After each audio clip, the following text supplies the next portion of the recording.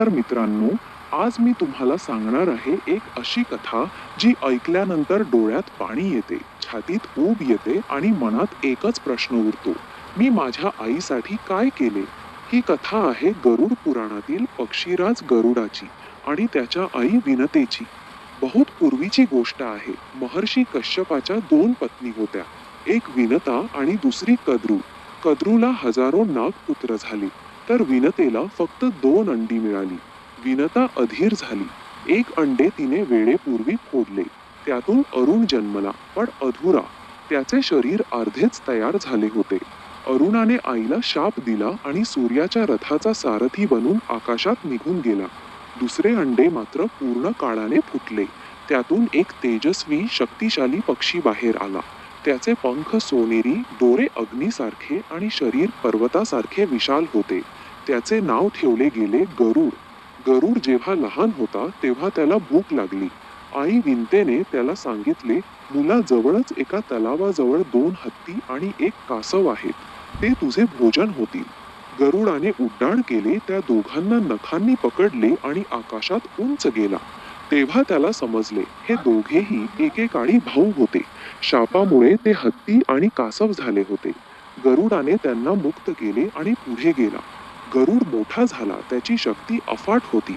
पण आई विंता मात्र दुःखी होती, कारण एकदा कद्रू आणि विंता यांच्यात सूर्याच्या घोड्यांच्या रंगाबद्दल पैज लागली होती.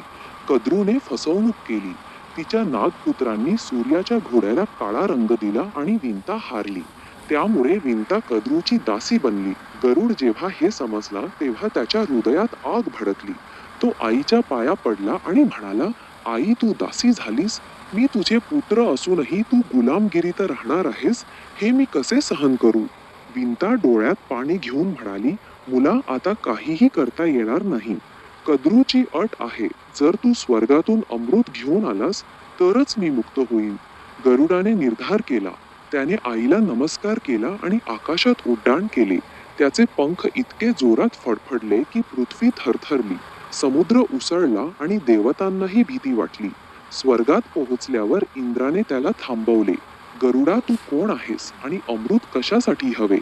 गरुड म्हणाला, मी विनतेचा पुत्र आहे. माझ्या आईला गुलामगिरीतून मुक्त करण्यासाठी मला अमृत हवे आहे. देवांनी युद्ध केले. इंद्राने वज्र फेकले. सूर्यचंद्राने प्रकाशाने आंधळे करण्याचा प्रयत्न केला. पण गरुड अजिंक्य होता.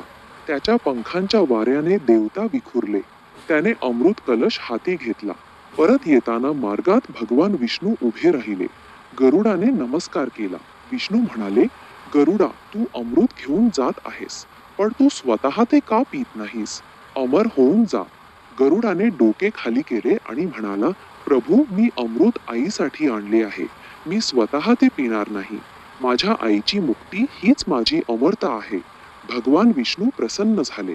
त्यांनी हात ठेवून वरदान दिले, गरुडा आजपासून तू माझे वाहन होशील. तू अजर अमर राहशील. तुझे नाव जगभर गाजेल आणि तुझ्या पंखांवर बसून मी जगभर फिरेन. गरुडाने अमृत कलश नागांच्या समोर ठेवला. पण त्याने एक युक्ती केली.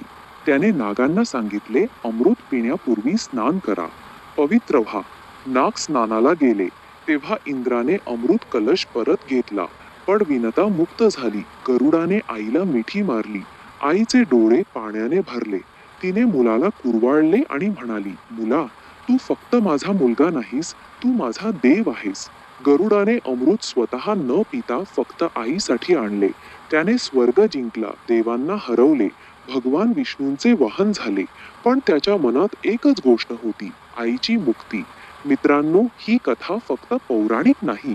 ही कथा प्रत्येक मुलासाठी आहे, प्रत्येक मुलीसाठी आहे.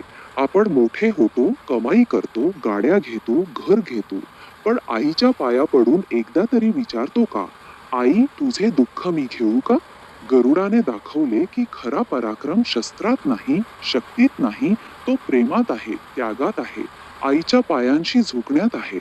आज या कथेला ऐकून जर तुमच्या मनात आईची आठवण आली असेल तर फक्त कमेंट करा, आई मी तुझ्यासाठी आहे. आणि जर शक्य असेल तर आजच आईला फोन करा, तिच्या पायांना स्पर्श करा, तिच्या हातात हात घाला. कारण अमृत फक्त स्वर्गात नसते, अमृत आईच्या आशीर्वादात असते. जय गरुड, जय माता विनता, जय भगवान विष्णू. ही कथा जर तुमच्या हृदयाला स्पर्श करत असेल तर शेअर करा, कारण चांगली गोष्ट फक्त ऐकायची नसते, ती पसरायची असते. धन्यवाद.